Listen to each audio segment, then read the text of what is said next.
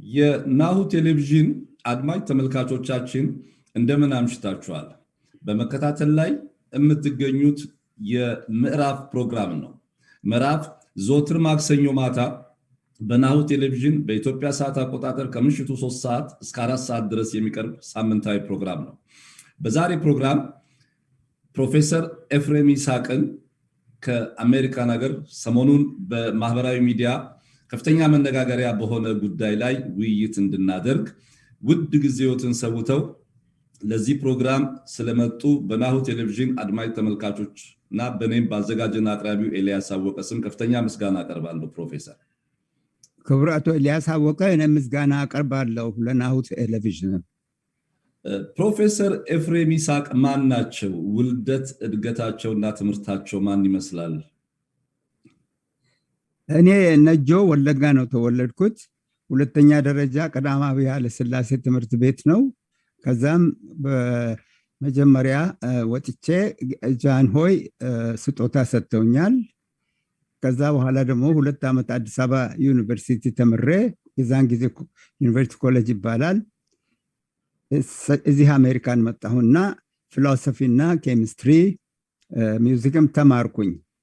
ከዛ ለ1 ዓመት ተምሬ ተመልሼ ኢትዮጵያ ሙዚቃ አስተምሬ ሃንደል መሳያን ወደ አማርኛ ቋንቋ ተርጉሜ በአዲስ አበባ ቲያትር በትልቅ ደስታ ህዝብ ተቀብሎን በኋላ ደግሞ ጃንሆይ ግቢ ጋብዘውን በሚያዝያ 7 በነፃነት ቀን አምባሳደሮችና የታወቁ ሚኒስትሮች ሁሉ ተቀመጡበት ቦታ ሃንደል መሳያ አዘምሬያለሁ። ከዛ በኋላ ሃርቨርድ ዩኒቨርሲቲ መጥቼ መጀመሪያ ዶክትሬቴን በባችለር ኦፍ ዲቪኒቲ በሪሊጅን አገኘሁኝ። እንደውም መጀመሪያ ኢትዮጵያዊ ነኝ እዛ። ከዛ በኋላ ወደ ሃርቨርድ ግራጁዌት ስኩል ኦፍ አርትስ ኤንድ ሳይንስ ገብቼ ከዛ ደግሞ ፒኤችዲ ተቀበልኩኝ። በዛም እኔ መጀመሪያ ኢትዮጵያዊ ነኝ። ከዛ በኋላ ደግሞ መጀመሪያ 1969 አፍሪካን አሜሪካን ስተዲስ ሲቆም እኔ ብቻ እዛ ነበርኩኝና ዩኒቨርሲቲ ዶክትሬቴን ጨርሼ መጀመሪያ ተቀጥሬ እኔ በዚህ በደስ ይለኛል። መጀመሪያ የኢትዮጵያን ታሪክ፣ የኢትዮጵያን ሃይማኖት፣ የኢትዮጵያን ቋንቋ የዚህ ያሉትን ነገሮች ሁሉ ያስተማርኩ ነኝ። ትንሽ ወደ ኋላ ልመለስና ፈቃድ ብትሰጡኝ እኔ አሜሪካ እንደመጣው በ1969 ላይ 300 መሆኑ ኢትዮጵያኖች ነበሩ አሜሪካን። ብቻነት ተሰማንና ለምን እኛ አንድነታችንን የሚገልጽ በውጭ ሀገር ለየብቻ የምንኖረው አንገናኝም ብለን፣ ምክንያቱም የዛን ጊዜ 250-300 ኢትዮጵያኖች ብቻ ነበሩ በኖርት አሜሪካ በጠቅላላ እና እኔ ራሴ ከጓደኞቼ ጋር ደብዳቤ ጽፈን 50 የሚሆኑ ኢትዮጵያኖች ሺካጎ ከተማ መጥተው ኢትዮጵያን ስቱደንት አሶሲኤሽን ኢን ኖርት አሜሪካ የሚባል ድርጅት አቆምን። እዛ ስብሰባ ላይ እኔም ከዚህ ከገፋፉት መካከል ስለሆንኩኝ ፕሬዚደንቱን ብለው መጀመሪያ ኢትዮጵያን ስቱደንት አሶሲኤሽን ኖርት አሜሪካ ፕሬዚደንት እኔ ነበርኩኝ። እዛ 3 ዓመት እንደሰራው ከዛ በኋላ መጀመሪያ እንደውም ሃዋርድ ዩኒቨርሲቲ ትልቅ የኢትዮጵያን ኤግዚቢሽን አድርገን የዛን ጊዜ ኢትዮጵያን ሬስቶራንቶች አልነበሩም። የኢትዮጵያ ምግብ ሰርተን ብዙ ሰው ጋብዘን ብዙ ሰው ደስ አለው። ከዛ ቀጥሎ እኔ የተማሪ ስብሰባ ፖለቲካ ብቻ ሆነብኝና ኮንክሪት የሆነ ተጨባጭ ነገር ለምን አንሰራም ብዬ አዲስ አበባ በነበርኩ ጊዜ ብሔራዊ ኢትዮጵያን ፊደል ሰራዊት ማህበር የሚባል ቆሞ እነ ጀነራል ታደሰ ሁሉ ጋር ሌሎችም ተገናኝቼ እዚህ ስመጣ ኮሚቲ ፎር ኢትዮጵያን ሊትረሲ ብለን መጀመሪያ ታክስ ኤግዘምፕት ያገኘ ድርጅት ኮሚቲ ፎር ኢትዮጵያን ሊትረሲ ነው። ኮሚቲ ፎር ኢትዮጵያን ሊትረሲ በ1963 ጀምሮ እስከ 74 ድረስ ኦልሞስት 1 ሚሊዮን ብር ሬዝ አድርጎ 2 ሚሊዮን ተኩል የሚሆን ኢትዮጵያ አስተምረዋል። የኛ ዓላማ ሁል ጊዜ የኛ ኢትዮጵያ ሀገራችን በትምህርት ነው ወደፊት የምትገባው እና በማለት በጣም በዚህ ላይ ትልቅ ስራ የተሰራበት ድርጅት ነው። ከዛ ቀጥሎ ብዙ ጊዜም አልነበረኝም። የሆነም ሆኖ በ1989 አድሆክ ፒስ ኮሚቴ የሚባል የኢትዮጵያን ጊዜ ተቃራሚ የነበሩትን ድርጅቶች ሁሉ ደብዳቤ ጽፈን ባካችሁን ተገናኙ፣ ተነጋገሩ ብለን ሁላቸውም ተቀብለውን ከ1989 አድሆክ ኮሚቴ ልዩ ልዩ አገሮች ተገናኝተው ሽግግር መንግስት 1991 ሲቆም እዛ ስብሰባ ላይ ንግግር ሰጥቼ ነበር። ከዛ ጀምሮ ደግሞ የዚህ የሰላምና እድገት ማዕከል የሚባለው ድርጅት ቼርመን ኦፍ ዘ ቦርድ ሆኜ የቦርዱ ቼርመን ሆኜ ሰርቻለሁ። እና እዚህ ላይ በጣም እዚህ አገር በኖርኩበት ዘመን እንዲያውም አንዴ የኢትዮጵያ ተማሪ ፕሬዚደንት በመሆን ከዛ ቀጥሎ ፊደል ሰራዊት ፕሬዚደንት በመሆን ከዛ ቀጥሎ የሰላም ድርጅት እና እኔ እዚህ ሀገር ሆኜ አብዛኛውን ያገለገልኩት አገሬን ኢትዮጵያን ነው እንጂ ይሄንም ሀገር አይደለም። እሺ፣ አመሰግናለሁ ፕሮፌሰር ኤፍሬም ይስሐቅ። ሰሞኑን the Peace and Development Center for International በሚል በድብቅ ተሰራጨ በሚባል ቪዲዮ አንድ ከፍተኛ የሆነ ቁጣ በኢትዮጵያውያን ዘንድ ያስነሳ አንድ የቴሌቪዥን የቪዲዮ ፕሮግራም ተሰራጭቷል። ይሄ ፕሮግራም እንዴት ሊሰራጭ ቻለ? እንዴትስ ፕሮግራሙ ሊዘጋጅ ቻለ? በዛም ላይ ሚዛኑን አልጠበቀም የሚሉ ምክንያቱም ከአንድ ወገን ብቻ ነው ተጋባዦች ያሉትና ጠቅላላ ይሄ በሽብርተኝነት ለተፈረጀው ህወሓት ሙሉ መድረክ የሚሰጥ ነው ፕሮግራሙ የሚል አስተያየት ይደመጣል። እርስዎ ለምንድን ነው ይሄንን ፕሮግራም ሲያዘጋጁ በአንድ ወገን ብቻ ያለ ቡድን ማቅረብ የፈለጉት? ሁሉንም ነገር እግዚአብሔር ነው የሚያውቀው። ይሄንን ነገር ቪዲዮ በውሸት ስብሰባ ተደረገ የሚባለው ራሱ ትልቅ ውሸት ነው። 15 ሰዎች ነበሩበት። 15 ሰዎች የነበሩበት ፕሮግራም ላይ ውሸት መሆን አይቻልም። እንዲያም ደግሞ ዓላማ ውሸትም አልነበረም።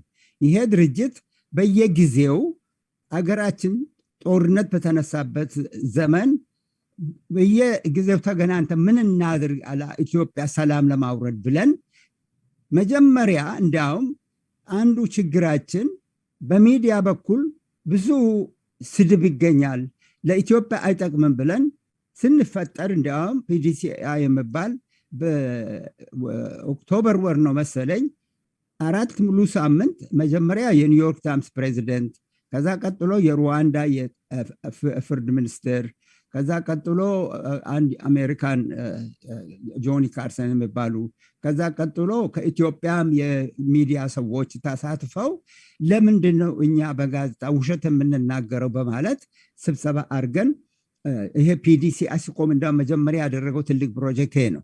ከዛ በኋላ ደግሞ ጦርነት ስነሳ በጣም አዝነን ለኢትዮጵያ ጸሎት እናደርግ ብለን አንድ ቀን ሙሉ አቢሲኒያን ባፕቲስት ቸርች የዓለም ሃይማኖት ፕሬዚደንት የሆኑ የስዊድን አርክቢሾፕ የሆኑ የኢትዮጵያ የእስላም የክርስቲያን መሪዎች የሆኑ የእስላም መሪ በናይጄሪያ በሎንደን ለኢትዮጵያ አንድ ቀን ሙሉ ጸሎት ያደረገ ድርጅት በግልጽ ነው የምንሰራው። ከዛ በኋላ በየጊዜው ተገናኝተን አገራችን በግልጽ ነው የምንወያየው። ያ በምስጢር የተባለው ራሱ ለፖለቲካ ተጠቅሞበት ነው እንጂ ምንም በእኛ በኩል ምስጢር የለም። እኛ በግልጽ ነው ስለ ሰላም የምናወራው። አሁን እነዛ ፕሮግራሞች ሁሉ ማንም ሰው ገብቶ በኢንተርኔት ሊያገኘው ይችላል። በዚህ በፌስቡክም አሁን የዚህ የሰላም ጉዳይ ምንድነው የሚዲያ ጉዳይ ያደረግነው የጸሎትም ያደረግነው ሌሎቹም ፕሮግራሞች በግልጽ ይገኛሉ። ለምን እንደዛ እንዳሉ። ሁለተኛ ነገር ደግሞ ኖ እኛ አንድ ወገን ብቻ አይደለም ዓላማችን የነበረው። እኛ ከሁሉም ይምጡና በየሳምንት እንነጋገር ብለን እንደ መጀመሪያ ቀደም ብለን የጋበዝነው ክቡር አቶ የኢትዮጵያ አቶ ታዬ አጽቀሥላሴ እሳቸው ቀርበው የኢትዮጵያን ወገን እንዲገልጹልን ጠየቅናቸው። እሳቸው በጣም የተከበሩ ወዳጄም ናቸው እና እሺ አሉኝ። ነገር ግን በዚህ ሳምንት አይመቸኝም አሉ። ሁለተኛ ሳምንት ደግሞ ሲያትል ሄድኩ አሉ። ሶስተኛ ሳምንትም አሁን ውጭ ነኝ አሉ። 4 ሳምንት። ከዛ በኋላ እኛ ሁሉም ተራ በተራ ለመጋበዝ ስለፈለግ ከዚህ ከልዩ ልዩ የፖለቲካ ድርጅቶች እንግዲህ አሁን ደግሞ ጊዜ ስለሚያልፍ ጦርነቱን በጣም ተፋፋመና እንዴት አድርገን ነው ይሄንን ጦርነት ለማቆም ቶሎ ቶሎ እንጀምር ብለን እንግዲህ ፈቃደኛ እንዲያውም አምባሳደር ብርሃኔን እሱን ጋብዙ ተባለና እሱም መጀመሪያ ላይ እሱም ራሱ ትንሽ ሪላክተንት ነበር። እሺ አለና መጣ እንጂ እኛ አንድ ሰው ብቻ አይደለም። እንዲያውም አሁንም ቢሆን በጣም የምንለምነው በኢትዮጵያ መንግስት በኩል እሱ የተናገረውን መጥቶ ተቃራኒ የሆነውንም ቢያቀርብልን በትልቅ ደስታ እንቀበላለን። ስለዚህ እኛ ዓላማችን ሁሉም በግልጽ እንወያይ። ካልተወያየን ሰላም ሊመጣ አይችልም። እንነጋገር። እኛ አንድ ህዝብ ነን። አማራና ትግሬ መንታ ህዝብ ነው። ኦሮሞ ታላቅ ኦልደር ብራዘር እንበል የቆየ ህዝብ ነው። ሌላውም ሁሉ ወንድማማቾች ነን እኛ። እንደ አንዳንድ ሰዎች ነገር ይጠመዝዛሉ እንጂ ግን እግዚአብሔር ስለሚያውቀን እኛ እግዚአብሔር ያውቃል ከልባችን ያለውን እነሱ። ፕሮፌሰር ለምሳሌ አምባሳደር ታዬ አጽቀሥላሴ በግል ጉዳይ ቢዚ ሲሆኑ አምባሳደር ፍጹም አረጋን ሁለት አምባሳደር ነው ያለን። አንዱ የባለሙሉ ስልጣን አምባሳደር ዋሽንግተን ተቀማጭና አምባሳደር ታዬ አጽቀሥላሴ የተባበሩት መንግስታት ድርጅት በኒውዮርክ ቋሚ መልእክተኛ ናቸው እና እሳቸውን ስለመጋበዝ የተደረገ ጥረት የለም። በዛ ላይ ደግሞ ፕሮግራሙ ላይ ሲቀርብ የአምባሳደሮቹ መረጣ ራሱ በሙሉ በኢትዮጵያ መንግስት ላይ የተለየ አመለካከት፣ ራቅም ሲል ጥላቻ፣ ቀረብም ሲል ደግሞ በተቃውሞ ደረጃ ያሉ ናቸው። ለምሳሌ አምባሳደር ቲቦር ናሽ፣ አምባሳደር ዴቪድ ሽን አይ ሆፕ እርግጠኛ ነኝ የእርሶም ወዳጆች ይሆናሉ ብዬ አስባለሁ። በኢትዮጵያ ፖለቲካ ላይ ሚዛናዊ መንገድ የሚከተሉ ናቸው። በተለይ ቲቦር ናሽ አሁን አምባሳደር ጀፈሪ ፍሌትማንንም በኢትዮጵያ ላይ ያደረጉ ያሉትን ተጽዕኖ የሚቃወሙ ናቸው። ከቢቢሲ ጋር ባደረጉት ኢንተርቪው ይሄንን እርምጃ ለምን አልወሰዳችሁም? በዛ ላይ ፕሮግራሙም ላይ የኢትዮጵያ መንግስት አምባሳደር ተጋብዘው አለመምጣታቸውን እንዲህ ከሆነ ሁለቱም ግራና ቀኝ አብሮ መሆን የማይችሉ ከሆነ የፕሮፓጋንዳና የቅስቀሳ መድረክ ነው የሚሉ ወገኖች ይደመጣሉ። በዚህ ላይ እርሱ አስተያየት ምንድን ነው? ውሸት ነው፣ ፕሮፓጋንዳ አይደለም። እኛ ቅድም እንዳልኩኝ የኢትዮጵያ ህዝብ ሁሉ ለመወያየት እንድፈልግ ነው። እዚህ ላይ እኛ ክቡር አምባሳደር ታዬን የጋበዝ ነው በዚህ በዩናይትድ ኔሽንስ በሴኩሪቲ ካውንስልን ብዙ ንግግር ስለነበረ እሳቸው ቀርበው ምናልባት ብዙ ነገር ለማስረዳት ይችላሉ ብለን ነው ጋበዝ ናቸው። ከዛ በኋላ ግን በዚህ ሰሞኑን እንዳም አምባሳደር ፍጹም አረጋንም ጋብዘናል። አሁንም ቢሆን ቀርበው መጥተው አምባሳደር ብርሃኔ ያለው ትክክል አይደለም ብለውም ቀርበው ሊናገሩ ይችላሉ እና ጋብዘናቸዋል። ነገር ግን የዛን ጊዜ ቀደመው በዚህ በተባበሩት መንግስታት ብዙ ዙሪያ ስለነበረ ነው እሳቸውን የቀደም ነው። ሁለተኛ ነገር ደግሞ እኛ ሁሉንም ጋብዘናል፣ ብዙ አምባሳደሮች ጋብዘናል። ግን የተገኙት ተገኙ። እኔ አምባሳደርሽንም ወዳጄ ናቸው፣ በጣም አከብራቸዋለሁ እና ሌሎችም የተጋበዙ አምባሳደሮች ነበሩ። አንዳንዶቹ መጡ፣ አንዳንዶቹ መምጣት አልቻሉ። ስለዚህ እኛ እነዚህን በተለይ መርጠን አልጋበዝናቸውም። ብዙ አምባሳደሮች ጋበዝና ከነሱ መካከል እነዚህ መጡ። አምባሳደር እንግዲህ ተጋባዦቹን ስንመለከት ዶናልድ ያማማቶ በኢትዮጵያ የአሜሪካን አምባሳደር ነበሩ። አምባሳደር ክሪስቲ ኤሮን የፊንላንድ አምባሳደር፣ ሚስተር ቦብ በኋላ ገቡ። ስቴፋን ጎምቴ ፈረንሳይ አምባሳደር፣ እንደዚሁም ቪኪ የአሜሪካን ጉዳይ ፈጻሚ ሆነዋል። በዚህ ፕሮግራም ላይ አምባሳደሮቹ በእኛ በአገራችን ውስጥ ጉዳይ ላይ ኦልሞስት የመንግስት ለውጥ በሚመስል መንገዱ በተለይ አምባሳደር ቪኪ ፖስት አብይ አህመድ የሚኖር ከጠቅላይ ሚኒስትሩ አብይ አህመድ መንግስት በኋላ ስላለ የቲፒኤልኤፍ አካሄድ ነበረ ያወሩ የነበሩት። አምባሳደር ዶናልድ ያማማቶን በቀጥታ ክብረ ነክ በሚመስል መንገድ ይሰጡ የነበሩት አስተያየት እንደ አስተያየት መስጠት ቢችሉም አንድ አይነት ነው። ጠቅላላ በሙሉ በተቃዋሚ ደረጃ ያለ ነው። አሁን በስልጣን ላይ የሚገኘው የኢትዮጵያ መንግስት የአሜሪካን መንግስት ሙቅና በሰጠው መንገዱ በምርጫ አሸንፎ መንግስት የመሰረተ መንግስት ነው። እነዚህ አንድ አይነት ድምፅ መሆናቸው በሌላ ተቃራኒ እስኪመጣ ድረስ ስብሰባውን ማቆየት አይቻልም ነበር? ወይንስ በቀጥታ በሀገራችን ጉዳይ ላይ አሁን የወቅቱን ጉዳይ ይከተሉታል ብዬ አስባለሁ። የአምባሳደር ፌልትማን የአንቶኒ ብሊንከን በአሜሪካ በቀጥታ በኢትዮጵያ የመንግስት ለውጥ ፍለጋ ጣልቃ ገብነት ላይ ከፍተኛ እንቅስቃሴ በምታደርግበት ዘንድ ይሄንን የአሜሪካንን የውስጥ ጣልቃ ገብነት ሊያበረታታ በሚችል መንገድ የሚዘጋጁ ፕሮግራሞች እውን ሰላምን ያመጣሉ ብለው ያምናሉ? እኛ እንዲያውም ቀደም ብለን ለክቡር ጠቅላይ ሚኒስትር ዶክተር አብይ ደብዳቤ ጽፈናል። ቀደም ብለን እንወያይ፣ እኛ ሀሳባችን ሁሉ የሚገኘው ህዝብ ሁሉ እንወያይ። እኛ የምንቸኩለው በጦርነቱ ምክንያት ሰዎቻችን እያለቁ ነው፣ ጊዜም የለንም። እንዳም በእውነቱ አሁንም ይህም እየመሸ እየሄደ ነው። ብዙ የኛ ሰው ደሃው ህዝብ እያለቀ ነው። ስለዚህ ጊዜ የለንም ለመቆየት። የሆነም ሆኖ እኛ እንዲያውም በቀጥታ 2-3 ጊዜ ለኢትዮጵያ መንግስት ለክቡር ዶክተር አብይም ባካችሁን ንግግር እንነጋገር ብለን ደብዳቤ ጽፈናል። ከመጀመሪያው ጀምሮ ዶክተር አብይ ስልጣን እንደመጡ የክብር ደብዳቤ ጽፈን ከሳቸውም ጋር እንዲያውም እዚህ አሜሪካን መጥተው ንግግር እንዲሰጡ የቀሰቀስነው የኛ ድርጅት ነው። እሳቸው መጥተው እዚህ ንግግር እንዲሰጡ፣ ከዛ በኋላ ሌሎቹም ኮሚቴ አቁመን ያ ኮሚቴ ይሄንን አዘጋጀላቸው። ከዛም በኋላ ከእሳቸውም ጋር እጻጻፍ ነበር። እሳቸውም የኛን የሰላም ዓላማ ተቀበለው። እንዲያም እኔ እውነቱን ለመናገር ያህል እሳቸው ራሳቸው ለምሳሌ ሳገኛቸው ስለ ኦሮሞ ሰላም ጉዳይ፣ ስለ ኤርትራ ሰላም ጉዳይ፣ ስለ ሌላው ህዝብ ጉዳይ አነጋግሬያቸው መጀመሪያ ግቢ እንደገቡ እንዲያም አንተ ራሴ ለክብረቱ ኢሳያስ ጋር ትተዋወቃላችሁና ደብዳቤ ለምን አትጽፍም ብዬ ደብዳቤ ለክብር ፕሬዚደንት ኢሳያስ ደብዳቤ ጽፌ አለው። ከዛም ቀጥሎ እኛ ጸሎታችንን ገልጸናል እሳቸውም ሰክሴስፉል እንዲሆኑ።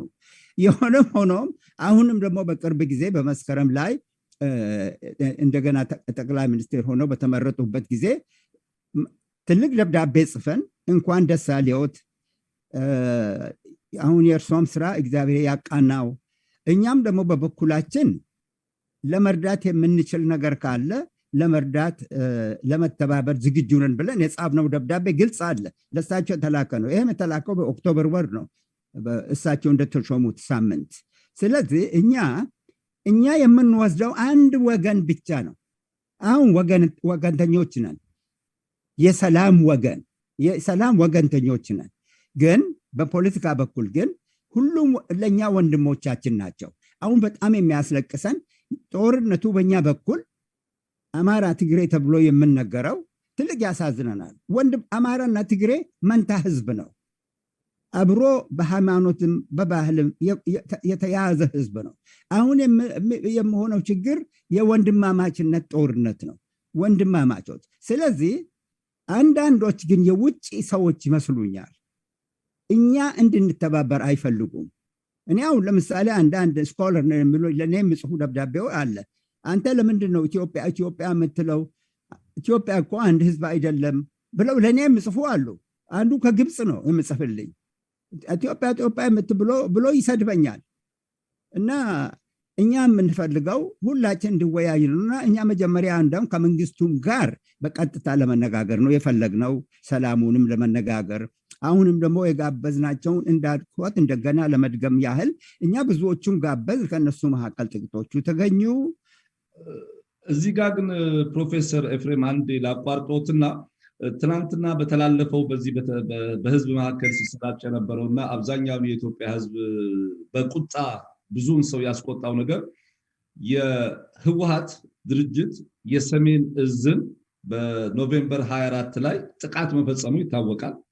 ከዛም አልፎ አሁን የቀድሞውን ወሎ ክፍለ ሀገር ሙሉ በሙሉ በሚባል መንገዱ ይዞ በጣም አረመኔያዊ በሆነ መንገድ ማይካድራ ላይ፣ ማይጸምሪ ላይ አፋር ያሉ ህፃናትን እየገደለ የአማራ ገበሬን በመስለብ እርሶ በሃይማኖት ላይ ከፍተኛ ጥናት ያደረጉ ኖት፣ የጥንታዊ ቤተክርስቲያናትን ንዋየ ቅድሳትን እየዘረፈ ከፍተኛ ሰብአዊ መብት እየጣሰ ያለ ድርጅት በዚህ ደረጃ ይሄንን ፕሮግራም መጥቶ ሲያስተናግድ በአምባሳደሮቹም በኩል ሆነ በእርሶ በኩል ኢቭን የአማራና የትግራይ ህዝብ እንኳን አንድ አይነት ህዝብ እንደሆነና የጦርነቱን አጀማመር በሚመለከት አብዛኛውን ነገር አምባሳደር ብርሃነ ገብረ ክርስቶስ ስለ ትግራይ ጄኖሳይድ ሲያወሩ ስለ አማራ ጄኖሳይድ አልተነሳም። የኢትዮጵያን ጦር መምታቱ አልተነሳም። በዚህ መንገድ በወገንተኝነት በሚመስል አንድ አይነት ድምጽ በመስማት ሰላምን ማምጣት ይቻላል? ስለ ሰላም ለመስበክ መጀመሪያ ጥፋተኛው ማን እንደሆነ፣ ማን ነው ጀማሪው፣ ምንድነው የደረሰው ጉዳት የሚሉ ነገሮች መነሳት የለባቸው? ልደጋግም ወንድሜ፣ እኛማ ለዚሁ ነው ከመንግስትም በኩል ያሉት መልእክተኞች መጥተው አሁን ልክ እርሶ ያሉትን በአማራ ወንድሞቻችን ላይ የምደርሰውም ችግር ካለ ያለው አሁን እርሶ ያሉት ጄኖሳይድ የሚባለው እኔም ሰምቻለሁ። ብዙ ቦታ ብዙ አማራዎችም ተገድለዋል ማለት በጣም አዝኛለሁ። ስለሱም ደብዳቤ ጽፈናል ባይ ዘ ወይ። እና ለዚሁ ነው እኛ እኮ ከመንግስት በኩል መጥተው እንዲነግሩን የፈለግነው። ምን እናድርግ? ለመን ግን አምባሳደር ፕሮፌሰር ኤፍሬም የእናንተ ድርጅት ረጅም ተሞክሮ በሰላም ላይ እየሰራ የአምነስቲ ኢንተርናሽናል እና የተባበሩት መንግስታት የሰብአዊ መብት ድርጅትና የኢትዮጵያ ሰብአዊ መብት ኮሚሽን በጋራ ያወጡትን ሪፖርት ኢቭን የአሜሪካ መንግስትምና አብዛኛው የአውሮፓ ሀገሮች የተቀበሉትን የሰብአዊ መብት ጥሰትና የጦር ወንጀለኝነት በህወሓት የተደረገውን ነገር እንደ ግምት እንደ ውይይት መነሻ እንዴት ላትጠቀሙበት ቻላችሁ? በኢትዮጵያ መንግስት ፈቃደኝነት ብታጡ የዩኤን ሪፖርቶቹና የአምነስቲ ኢንተርናሽናል ሪፖርት ግምት ውስጥ መግባት ነበረበት። ምክንያቱም በገለልተኛ አካል የተጣራ ነበር። እነዚህ ነገሮች ሳይኖሩ ህዝብ ወገንተኛ ናቸው፣ መንግስታችንን ሊገለብጡ አገራችን እንድትፈርስ ነው የሚል ሴራ ውስጥ ነው የገቡት ቢል ህዝብ ተሳስቷል ብለው ያምናሉ? ክቡር ወንድሜ ልደጋግም አገን ለዚህ እኮ ነው እኛ ኢትዮጵያ መንግስት መጥቶ ከኛ ጋር እንድነጋገር የፈለግ ነው። ይሄ ያለውን ችግር ሁሉ መጥተው ጥሩ አድርገው እንዲገልጹልን ነው ፈለግ ነው።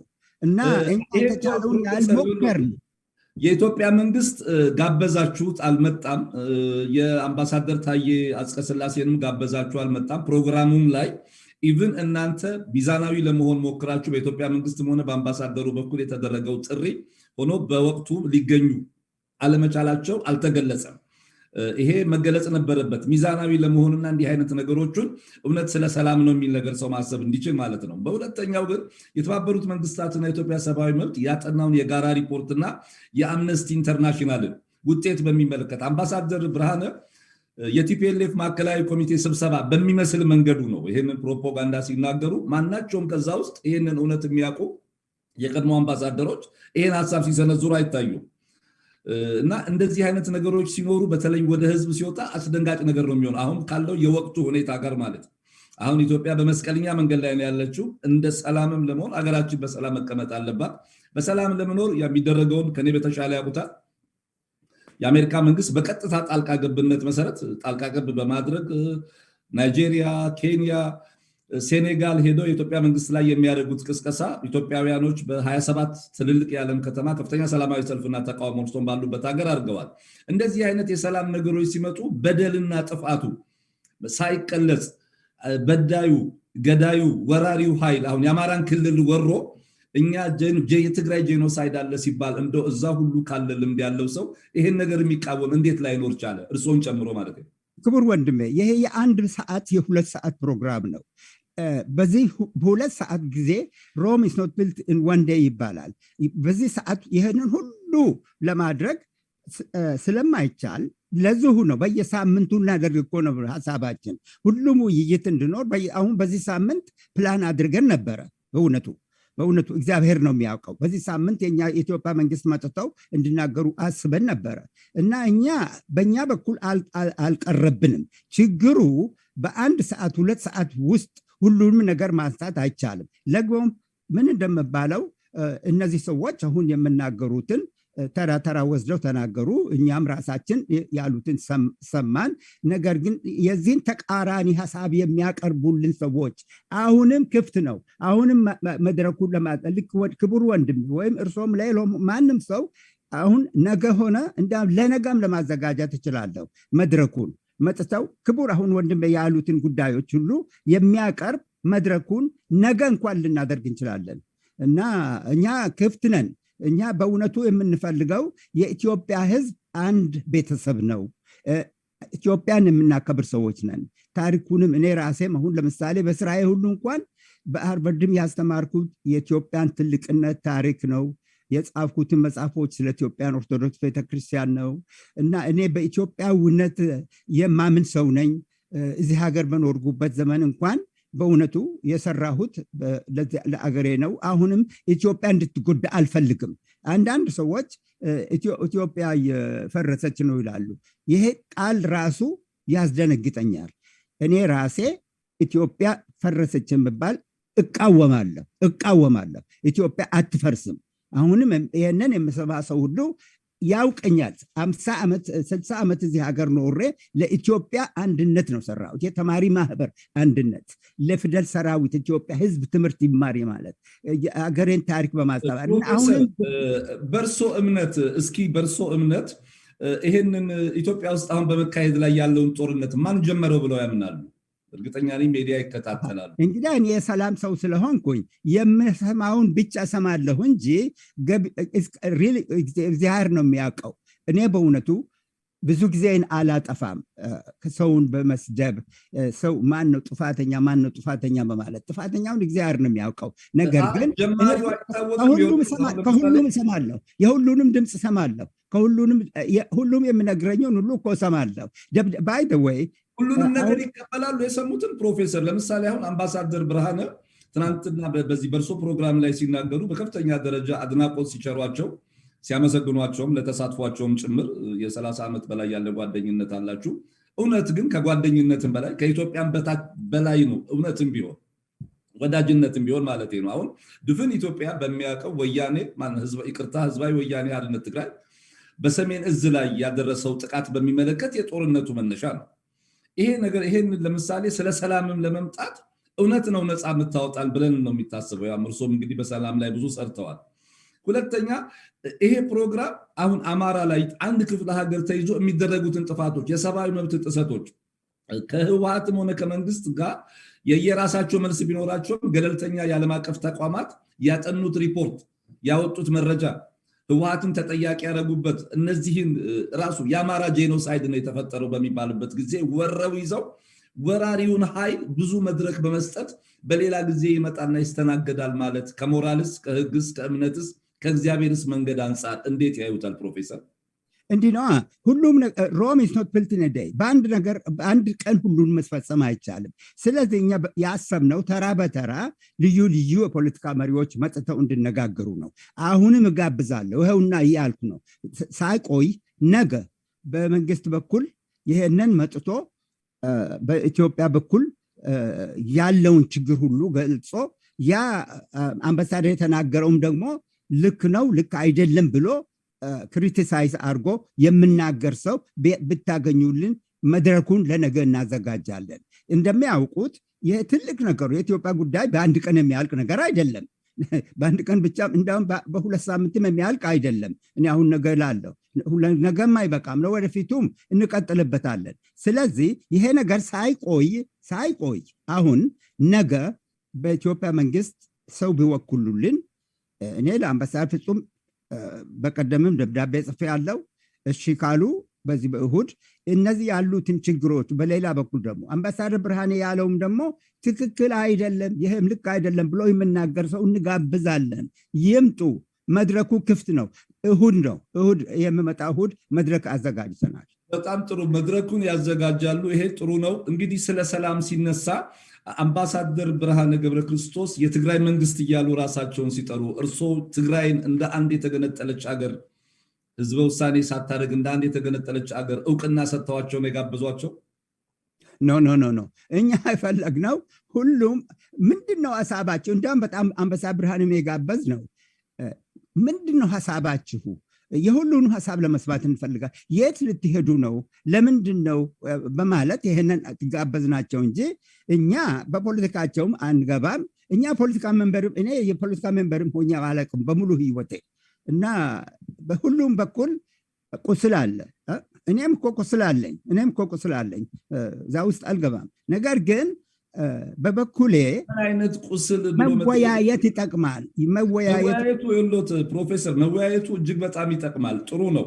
ግን ሚዛናዊ ተሆኖ ነው። ለምሳሌ አሁን በዛ ፕሮግራም ላይ ይቀርብ የነበረው ነገር ከጠቅላይ ሚኒስትር አብይ መንግስት በኋላ ስለሚደረግ ዶክተር ሌኒ እንዳነሳችሁ ስለ ማርሻል ፕላን አምባሳደር ቪኪ እንዳነሱት አሁን ህወሓት ጦርነቱን አሸንፎ መጥቶ እንዴት ማስተዳደር እንደሚችል የሚመስሉ እጅግ በጣም ወገንተኝነት ያደላበት ከሰዎቹም ጭምር ነው። አምባሳደር ብርሃንን እንኳን እርስዎ እንዳሉት ብንቀበል ድርጅታቸውን ወክለው ቢሆን የተናገሩት፣ እነዚህ አምባሳደሮች ግን ጸረ ኢትዮጵያ አሰላለፍ በመሰለፍ በቀጥታ የስርዓት ለውጥ በማድረግ እያደረጉ የነበረው እንቅስቃሴ ሲመለከት እርስዎም በትክክል ያውቁታል። ከ3 ዓመት በፊት የነበረው የህወሓት መንግስት እኮ ህዝብ የሚገረፍበት የሚሰቃይበት ከፍተኛ ለዚህ ሁሉ በጣም የተበላሸ አስተዳደር የፈጠረው ችግር መሆኑን መቼስ እዛ ውስጥ ያለ ሰው በሙሉ ይረዳል። እርስዎ ይሄ ነገር ኢትዮጵያውያንን በከፍተኛ ደረጃ አስቆጥቷል። የኢትዮጵያ መንግስትንም ሆነ የኢትዮጵያን ህዝብ ይቅርታ የመጠየቅ ሀሳብ አለዎት ፕሮፌሰር ኤፍሬም? እንግዲህ እኔ እውነቱን ለመናገር የኔም የራሴ ወንድም በኢፒአርዲኤፍ ጊዜ ታስሮ እስር ቤት ሞተዋል። ቁስል አለኝ እኔም። ነገር ግን የግል ቁስልና የአገር ጉዳይ ልዩ ነው። እኔ ያችን የራሴን ቁስል ከኢትዮጵያ ህዝብ ጉዳይ እኩል አድርጌ አልመለከተም። የራሴን ቁስል እግዚአብሔር ያጠናኛል። ደግሞም እኔ ይቅር መባባል የሚባል ደግሞ የኢትዮጵያ ታሪክ ነው። ስለዚህ ከኔ የበለጠ እንዳም ቁስል ያላቸው ሰዎች የሉም። ነገር ግን እኔ በዛ በራሴ ግሌ ጉዳይ ብዬ የኢትዮጵያን ጉዳይ ይዛ እኩል አድርጌ አልሄድም። ምክንያቱም የኢትዮጵያ ጉዳይ ከግል ጉዳይ የበለጠ ነው። ልክ ነው። ስለዚህ አሁንም ኤምፋሳይዝ የማደርገው ዓላማችን ሁሉም እንስማ የሚሉትን ብናቆማችማ ሲናገሩ መስማት አንችልም። በሐሳባቸው መጨረሻ ላይ የሚሰጠው አስተያየት አሁን ለምሳሌ በእርግጠኛ ነኝ የአሜሪካን መንግስት አሁን ኢትዮጵያ ላይ በቀጥታ ጣልቃ ገብነት በማድረግ ላይ ነው። የአሜሪካን የሲቪል አቪዬሽን ወደ ኢትዮጵያ ያሉ በረራዎችን በሚመለከቱ ለፓይለቶች ማስጠንቀቂያ ሰጥቷል። ከፍተኛ ነው። ፖለቲካውን በትክክል ያውቁታል። በዛ ላይ እርሶ የሚመሩት ድርጅት እንግዲህ ከዩኤስኤአይዲ ጋራ የሳማንታ ፓወርን አቋም ያውቁታል። እነዚህም የቀድሞ አምባሳደሮች አሉ የየራሳቸው ጉዳይ አጀንዳም አለ። አሁን ኢትዮጵያ ላይ ከተፈጠረው አኳያ አሁን የእናንተ ድርጅት ይህንን ፕሮግራም ሲያዘጋጅ ቢቀር አይሻልም ነበር ወይ? ተቃራኒ ሀሳቦች ያልተስተናገዱበት መድረክ፣ አንድ አይነት ድምፅ በሙሉ ጸረ ኢትዮጵያ በሚመስል ሁኔታ የሚሰሩ ሰዎችን አመለካከት ብቻ ማስተናገዱ የፕሮግራሙን ዓላማ መክሸፍ አያሳይም ብለው ያስባሉ? ይሄ ኢትዮጵያውያንን ቢያስቆጣ እንደው ያንሳል? አንዳንዶች ለምሳሌ በጣም ተቆጥተናል። ፕሮፌሰር ኤፍሬም ይስሐቅ የህወሓት ደጋፊ ናቸው። ከዚህ በፊት በቅንጅት ጊዜ እንዲህ አድርገዋል የሚል ከእርሶም ጋር የሚያነሷቸው ጥያቄዎች አሉ። የመንግስት ደጋፊ ናቸው አሁንም እያደረጉ ያሉት የሚለው ነገር ብዙዎችን አስቆጥቷል። ይሄን እንግዲህ ቁጣ የፈጠረውን ነገር በሚመለከት እርሶ የኢትዮጵያን ህዝብ አሁን ለምሳሌ በተደረገው ነገር የአንድ ወገን ሀሳብ የተስተናገደበት ጸረ ኢትዮጵያ ስብሰባ ነው። ሰላምን ቢሆን እንዳሉት በይቅርታ አጥፊና ጥፋትና አጥፊው ይቅርታ የሚጠየቀው ይሄ ነው። በዚህ በደሌ ይቅርታ አድርግልኝ ነው፣ ለዚህ በደሌ ለዚህ ጥፋቴ ነው የሚባለው እና ወራሪ ኃይል እያለዛ ቤተክርስቲያንን እያወደመ የዋልድባ ገዳም ደናግል መነኮሳያትን እየደፈረ የአማራ ገበሬን ብልት እየሰለበ የመጣ ኃይል አሁን ለትግራይ ህዝብ ይሄ እንግዲህ ወንድምና እህት የሆነ ህዝብ ለትግራይ ህዝብ አሁን ይሄ ፖለቲካዊ ኢኮኖሚያዊና ማህበራዊ ጠቀሜታ አለው ተብሎ ይታመናል። ይቅርታስ በዳዩስ እንደ ተበዳይ ሆኖ መቅረብ አለበት። ይሄ መድረክ ይሄን ያዘጋጃል ወይ? መድረኩን እናዘጋጃለን። እርሶም ሆኑ ሌላም ሰው ይሄንን ልክ እርሶ አሁን የነገሩኝን በመንግስትም በኩል ያለውን ክሪቲሲዝም ቀርቦ የሚያቀርብልን ሰው እንጋብዛለን። እኛ በሩ ክፍት ነው። እኔ ራሴ ፖለቲካ ሜምበር ሆኜ አላቅም። አሁን ፕሮፌሰር ኤፍሬም የህወሓትም የማንም ድርጅት ሆኜ አላቅም። በጃንሆይም ጊዜ በጃንሆይ ጊዜ የጃንሆይ ደጋፊ ነው ተብሎ ለምሳሌ አሁን ከቀድሞ ጠቅላይ ሚኒስትር ጋር ለየት ያለ ወዳጅነት ነበሮት፣ በግል ደረጃ ትጠያየቁ ነበር። እርሶም እንደጠቀሱት ጠቅላይ ሚኒስትሩ በሞቱ ጊዜ እንዴት ቤተኛ እንደነበሩ አንዳንድ የሚነሱ ነገሮች አሉ እና ይሄንን ሀሳብ አሁን ኢትዮጵያውያን የሚረዱት መስመር ከዚህ በፊት ከቀድሞ ጠቅላይ ሚኒስትር ጋር ያለው ወዳጅነት ከአምባሳደር ብርሃነ ጋር አሁንም አምባሳደር ብርሃነ ያነሱት ነገር በሙሉ ፕሮፓጋንዳ ሆኖ እያለ ለዚህ አይን ገላጭ የሆነ ልምድ የሚሰጥ ትልቅ መረጃ አመሰግናለሁ ብሎ ሲናገሩ እርሶ አሁን ያለውን ኢትዮጵያ ውስጥ የሚደረገውን ጦርነት ከመካድ አይቆጠርም ወይ? የአማራ ክልል ወሎ ክፍለ ሀገር ተይዞ የተደረገውን ድርጊት መቀበል አይሆንም ወይ? በተግባር የድሮ ጠቅላይ ሚኒስትር አቶ መለስ ጋር የተዋወቅኩት ነፍሳቸውን ይማር ገና በጦርነት ጊዜ 1989 ላይ ያው አንድ የሽምግልና ማህበር አቁመን ልዩ ልዩ ድርጅቶች ባካችሁን ተገናኙና ተወያዩ ብለን ከደርግ ጭምር ሁሉ ጋበዝ ናቸው እና መጀመሪያ እንመጣለን ብለው ደብዳቤ ጻፉልኝ አቶ መለስ ናቸው። በዛ ነው የታወቅኳቸው፣ ድሮም አላቃቸው። ከዛ በኋላ እኔም በእውነቱ በግልጽም ሆነ ለምንድን ነው ሰዎች የምታሰሩት ለምን እንደዚህ ይሆናል ብዬ በግልጽ ስለምነግራቸው አከበሩኝ።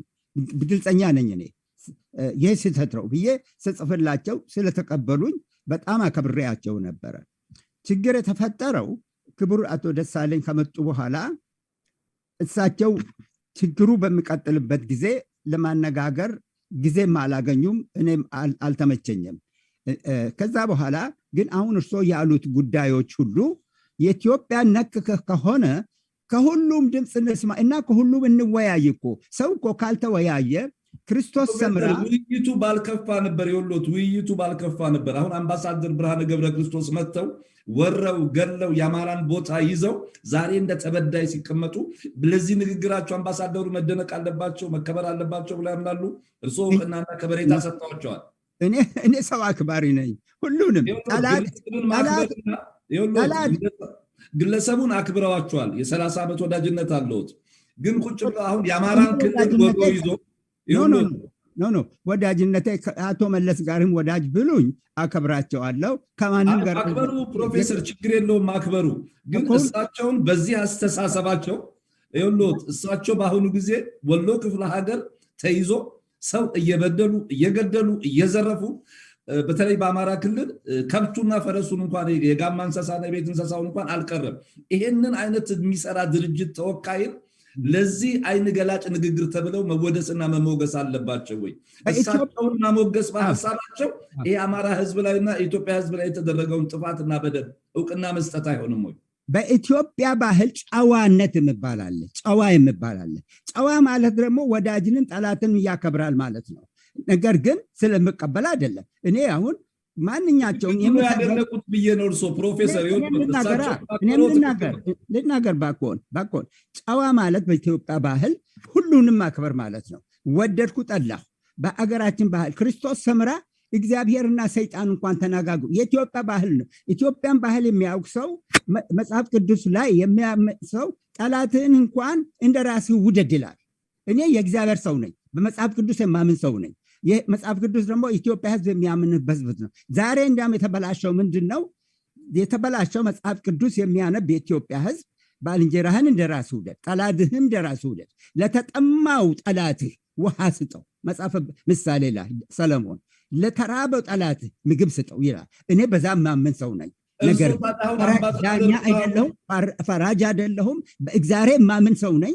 እግዚአብሔር እረኛዬ ነው። እግዚአብሔር ልቤን ያውቃል።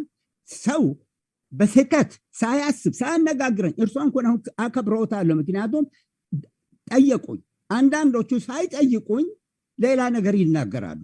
ለምን አይደውሉልኝም? እኔ ግልጠኛ ሰው ነኝ። አይ ፕሮፌሰር፣ እኔ ለዚህ አሁን እድሉንም ስለሰጡኝ ከናሁ ቴሌቪዥንም ጋር ውይይት እንድናደርግ በመፍቀዶ አከብራለሁ። የኔ ጥያቄ ግን ምንድነው፣ አብዛኛው የኢትዮጵያ ህዝብ በከፍተኛ ደረጃ ለምሳሌ አሁን የእናንተ ድርጅት መንግስትንም አስቆጥቷል። የኢትዮጵያ ያለው ቢሮ ተዘግቷል።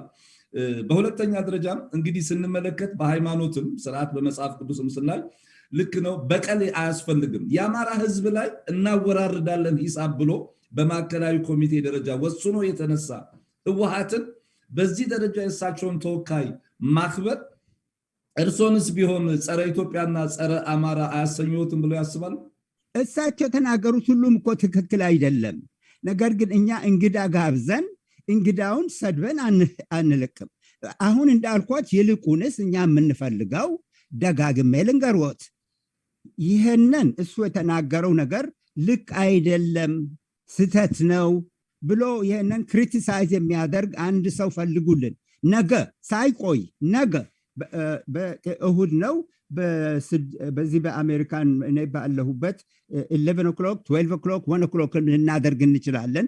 መድረኩ ክፍት እኮ ለዚህ እኮ ነው የምለው። ደጋግሜ እናንተ የመጀመሪያው የምርጫ ክራይቴሪያችሁ ሪኳየርመንቱ ምን ነበረ? ለምሳሌ እነዛን የቀድሞ አምባሳደሮች ሲመርጡ ዴሊበሬትሊ ቲቦር ናዥን ተታችኋቸዋል። ለምን አልቻሉ ይሆን?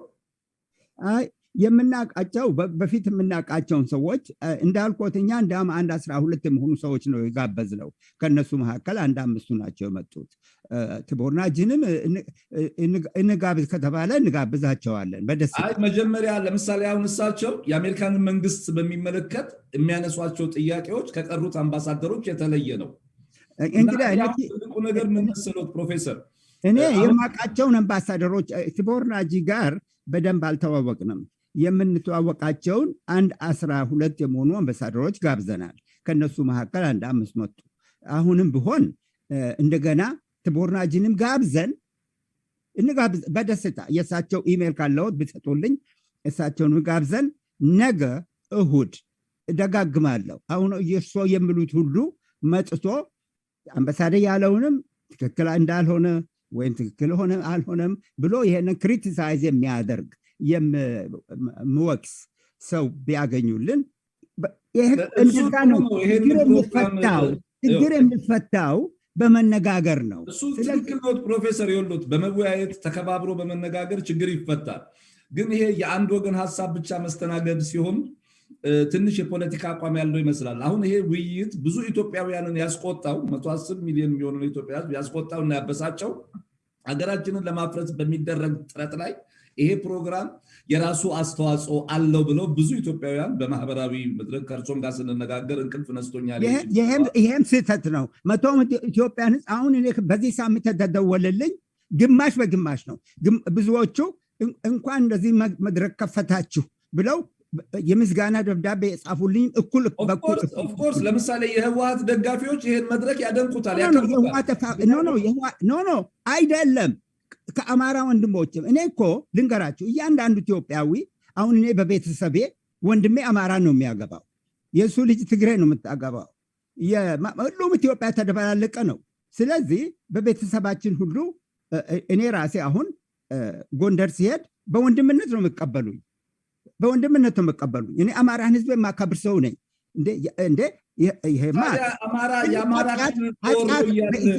በእግዚአብሔር ባህል ትልቅ ኃጢአት ነው ሰው ልቡን ሳያውቁ ዝም ብሎ መስደብ። አሁን እነዚህ ብዙዎቹ እንዳልኩት ከአማራ ወንድሞቼ መሆኑ ትናንትና ደውለው ፕሮፌሰር ኤፍሬም እናዝናለን ይሄ በመሆኑ ብለው የደወሉልኝ አሉ። እና ከዚህ በስተቀር ፕሮፌሰር ምን መሰሎት፣ ይኸውልዎት አሁን ትልቅ ነገር አለ። ህዝቡ ተቆጥቷል። ይኸውልዎት ህዝቡ ተቆጥቷል። አገራችን ጦርነት ውስጥ ነው ያለችው። የምዕራባውያን የዲፕሎማሲ ዘመቻ በኮማንደር ኢንቺፍነት በጄፈሪ ፌልትማን ይመራል። እነዚህ የቀድሞ አምባሳደሮች አሁን አምባሳደር ቲም ክለርክ እኮ ምርጫ 97 ያስታውሳሉ። እርሶም አክቲቭሊ ኢንጌጅድ ስለነበሩ የኢትዮጵያን መንግስት እያወደሱ ቅንጅት አሸነፈ ብሎ ቤታቸው ማክሰኞ ቀን ፓርቲ ያዘጋጁ ነበር። አሁን ግን ዛሬ ተገልብጦ በሌላ አቅጣጫ ሲመጣ ጉዳዩ እንትን ይላል። ትልቁ ነገር በኢትዮጵያ ጉዳይ መወሰን ያለብን ኢትዮጵያውያን አይደለንም ወይ? እነዚህ አምባሳደሮች ለምንድን ነው በእኛ ጉዳይ ላይ አስተያየት እንዲሰጡ የሚጋበዙት? የኢትዮጵያን ህይወት በሚመለከት አምባሳደር ቪኪ ማነች? ስለ ፖስት አብይ ስለ ቲፒኤልኤፍ ወደ አዲስ አበባ ከተማ መምጣት ወታደራዊ ጀግንነት የምትሰብከት ይሄንን እንደ ኢትዮጵያዊ ስናስበው ብዙዎችን የሚያበሳጭ ነገር ነው። እነዚህ ሰዎች ናቸው ስቴክ ሆልደር ለኢትዮጵያ ሰላም ለማምጣት እርሶ የሚሉትን ማሳብ ብንቀበል ኢትዮጵያውያን የፖለቲካ ድርጅቶች ከተለያየ አቅጣጫ የኢትዮጵያ ወዳጆች እውነተኛ ኢትዮጵያውያን አገራቸውን የሚወዱ አገራቸው እንዳትፈርስ ህዝቡ በሰላም በአንድነት እንዲኖር የሚጥሩ ኢትዮጵያውያን ብቻ ተሰብስበው ቢወያዩ የሚሉትን ነገር ያደርጋል። የቀድሞ አምባሳደሮች አንድ ፒክ ሆነው መጥተው ተሰብስበው በኢትዮጵያ ጉዳይ ላይ ለምንድን ነው ይህን ዕድል የሚያገኙ? የመጀመሪያው ይሄ ነው። ሁለተኛው ነገር የዶክተር ሌኒና የቪኪን አስተሳሰብ ሲያዩት ፖለቲካዊ ይዘት ያለው ነው። ማን ነው አልትራናሽናሊስት? ለምሳሌ ከህወሓት በላይ የዘረኛ ድርጅትና በጣም ጽንፈኛ ብሔረተኛ የለም። የአማራ ህዝብ ላይ አወራርዳለሁ ሂሳብ የሚል ድርጅት ይዞ ከፈረንጅ ጋር መቀመጡ ያስፈልገን ነበር ወይስ? የፈረንጆች ውስጥ የኢትዮጵያ ሰላም አስተዋጽኦና ለእርቁ ምንድን ነው? እርሶ የሚሉትን ባህል ክርስቶስ ሰምራ ለሳጥናኤል የለመነችበት ያለበት ሀገር ነው። ትክክል ነው፣ ጋራለሁ ይሄን ሀሳብ። ይሄንን ግን የሚቀበሉ ፈረንጆች አይደሉም። እነዛ ዲፕሎማቶች ጸረ ኢትዮጵያ ናቸው። ለምን? አይ እኔ እዚህ ላይ አልስማማም። ጸረ ኢትዮጵያኖች ናቸው አልችልም። እኔ አንዳንዶቹን የማውቃቸው በእውነቱ ለኢትዮጵያ መልካም የሚመኙ ኢትዮጵያ በዲቨሎፕመንት እንድታድግ የሚፈልጉ ሰዎች ናቸው። አንዳንዶቹ የራሳቸው የግል ሀሳብ ይኖራቸዋል። እዚህ ላይ እኔ አልስማማም። ጸረ ለምሳሌ ፕሮፌሰር ኤፍሬም አሜሪካ የኢትዮጵያ የረጅም ጊዜ ከ100 ምናምን ዓመት በላይ በወዳጅነት የቆየች ሀገር ነች። ልክ ነው። ትልቅ ነገር ነው። ፕሬዚዳንት ጂሚ ካርተር በሶማሊያ ጦርነት ያስታውሱታል። የኢትዮጵያን ቀዳማዊ ኃይለ ሥላሴ የከፈሉትን ገንዘብ እንዳይሰጥ አድርገዋል። አሁን የአምባሳድ የጄፈሪ ፌልትማንና የአንቶኒ ብሊንከን ጉዳይ በኢትዮጵያ ላይ ጣልቃ መግባት የወዳጅነት መግለጫ ነው ብለው ያምናሉ? ስለ ኢትዮጵያ ከማሰብ በቀንነት ነው ብለው ያምናሉ? ክቡር ወንድሜ እኔም ማምነው ልንገሮት። እንግዲህ ሁለት ነገር ነው ማምነው። አንደኛ ወዳጆቻችን ሊረዱን እኛ በምንፈልገው መንገድ ይችላሉ። ግን ወዳጆቻችን በእኛ በአገራችን ጉዳይ ጠልቃ ገብተው እንዲገቡ አልፈልግም። ላስታውሶት አንድ ነገር በአንድ 30 ዓመት መቼ ነው ከእስረኞቹ ሲወጡ የዛን ጊዜ በ2000 የዛን ጊዜ እኔ ነበርኩ ተከራካሪ። ለምንድን ነው አሜሪካን ኮንግሬስ እየሄዳችሁ HR 103 ይውጣ የምትሉት? የኢትዮጵያ ጉዳይ እኮ እኛ አሜሪካኖች ወዳጆቻችን ናቸው፣ ስንፈልጋቸው ይረዱናል። የሀገራችን ችግር እኛ አፌን መላሴን በአፌ ካላንቆላጳላጠስኩት ማያንቆላጳላጥስ ይገኛል ስለምባል ራሳችን ያለው ችግር እኛ ራሳችን ብንፈታ እነሱ መጥተው ያቅፉናል። ስለዚህ ለምንድን ነው ወደ ኮንግሬስ ለምንድን ነው አሜሪካ መንግስት የምትገፋፉት የሚሏቸው ሰዎች የአሜሪካን መንግስት እዚህ ውስጥ እንዲገባ ያደረጉ እነሱ ናቸው። ዛሬ ደግሞ ለምን አሜሪካ መንግስት ገባበት ይላሉ? ዩሲ እኔ ፕሪንሲፕል ሰው ነኝ። ልጨርስሎት። የዛን ጊዜም ለምን አሜሪካ ገባ፣ ዛሬም ቢሆን አሜሪካ መንግስት እንዲገባ አልፈልግም። ታዲያ ይሄን የማይፈልጉ ከሆነ ያኔ ተቃዋሚ የፖለቲካ ፓርቲዎች ናቸው ኮንግረስ ሄደው የከሰሱት። አሁን ግን የአሜሪካ መንግስት በቀጥታ ጣልቃ ሲገባ በኢትዮጵያውያን የፖለቲካ ጉዳይ ላይ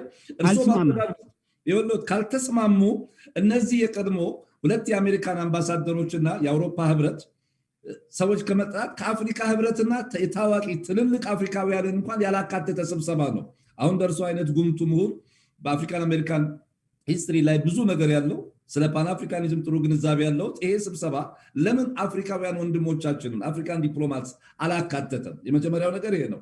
ሁለተኛስ ምንድነው እነዚህ ፈረንጆች በእኛ ጉዳይ ላይ ከቲፒኤልኤፍ ተወካይ ጋር ቁጭ ብለው የሚወያዩት? የኢትዮጵያውያን ጉዳይ ነው። የነዚህ ሰዎች ምርጫ ምንድን ነው አላማው? ኖ እኛ ከሌላም ጋብዛ ነው። የህንድ አምባሳደርም በፊት ጋብዞ ቀርቦ ነበረ። የውጭ ዜጋዎቹን በመተው ኢትዮጵያውያን ብቻ እንዲሳተፉበት ይህን ፕሮግራም ማድረግ ያልተፈለገው ለምንድን ነው? ወይንስ እንግዲህ የእናንተ ድርጅት ለምሳሌ የቴድን ድርጅት USAID ኢንዳውመንት ፎር ዴሞክራሲ እነዚህ የአሜሪካ ድርጅቶች እንዲያውም አንደኛው ድርጅት በቃ በኩዴታ በማድረግ በተለያዩ ሀገሮች የሚታወቁ ድርጅቶች የእናንተ ድርጅት ፈንደር ናቸው። ምናልባት አሁን ይሄ ከነሳማንታ ፓወር የኢትዮጵያ መንግስት ተቃውሞ ጋራ የሚካሄዱ ነገሮች አሉ፣ ከሴራ ባሻገር ማለት ነው።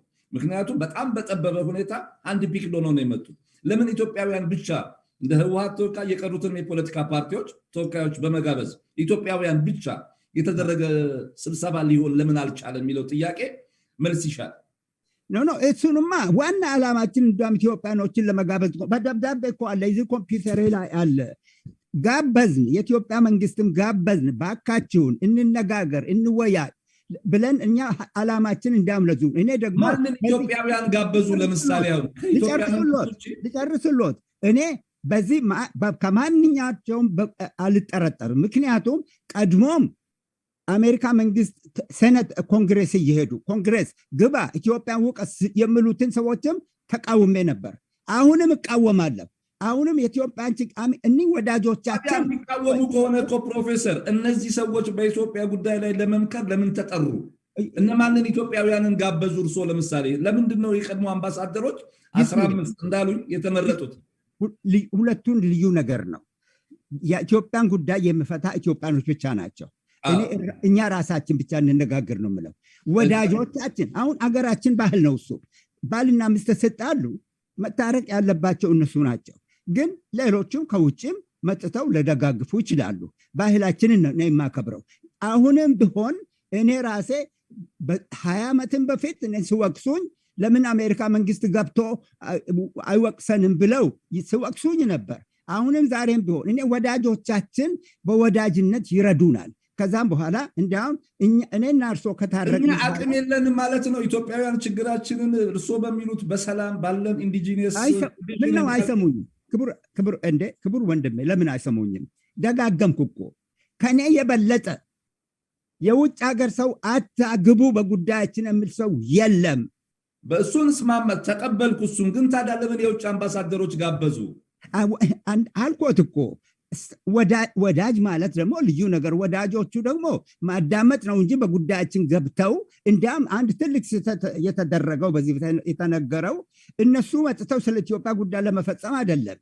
እንወያይ ምን በውጭም የሚሉት ሁሉም ስለምነጋገር በመወያየት በመደማመጥ ችግሩ መፍትሄ ጥቅም ይደረጋል በማለት ነው እንጂ ጉዳዩንማ አሁን በቀደም እንዲያም የኦስትሬሊያ ሬዲዮ ኢንተርቪው አደረገኝ። አሜሪካን መንግስት ከዚህ በፊት ቀደም ብሎ ነው ይሄ ነገር ሳይነሳ የአሜሪካን መንግስት አሁን እኛን እየተጫጫነን ነው ምን እናድርግ ምናምን። እኔ የአሜሪካ መንግስት የሚያደርገው አይቸገርኝም ብዬ መልስ ሰጠው። ያዳምጡት። እኔም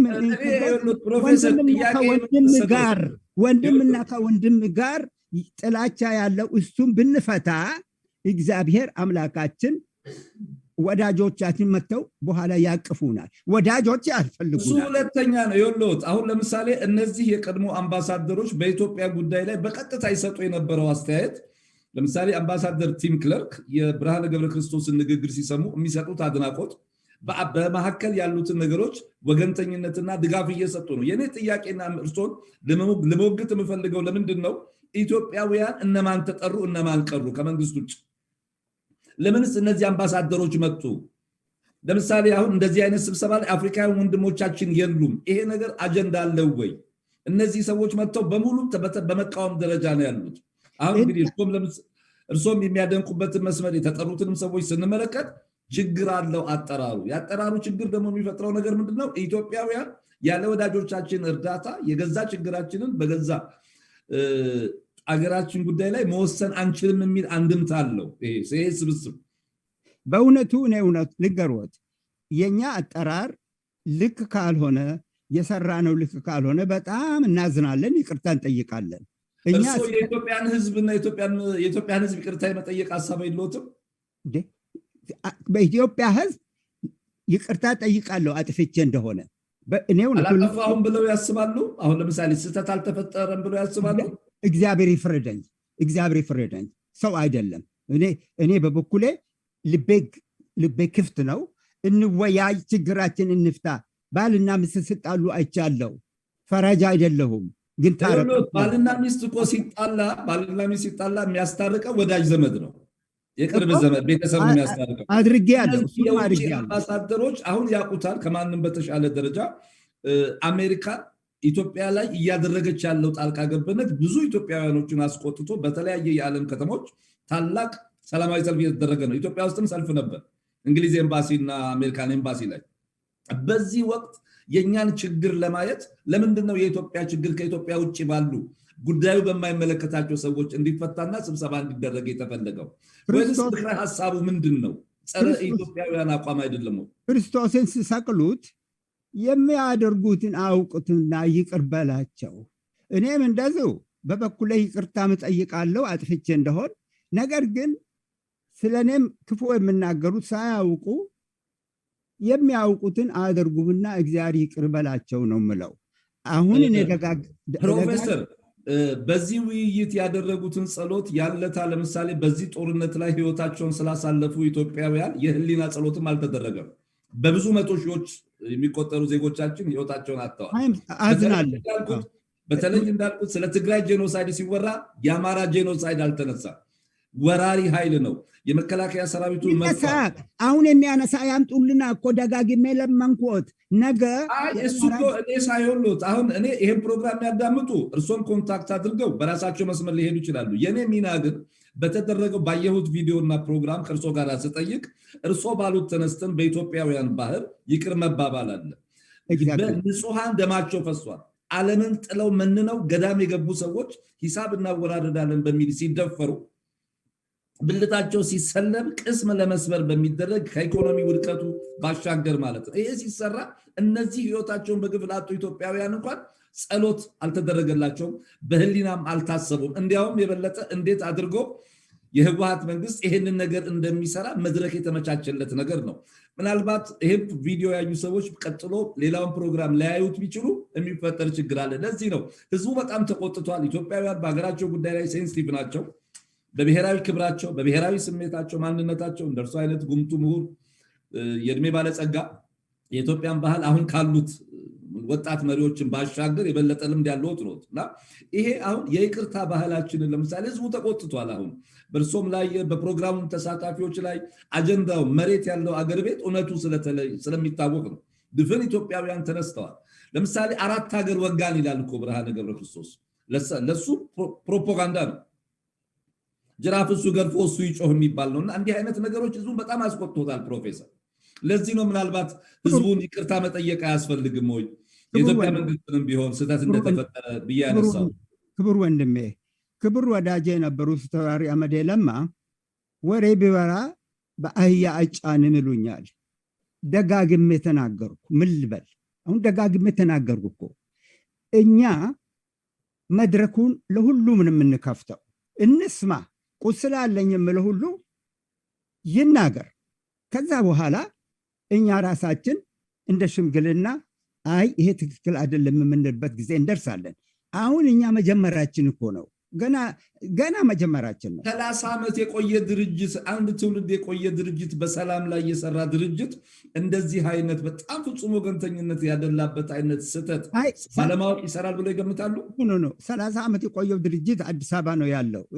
አልገቡበትም፣ እዚህ ውስጥ አልገቡበትም እነሱ። በምሳሌ አንድ ነገር ላንሳለዎት ፕሮፌሰር፣ እናንተ ዌብሳይት ቅድምም አንስቼልዎታለሁ።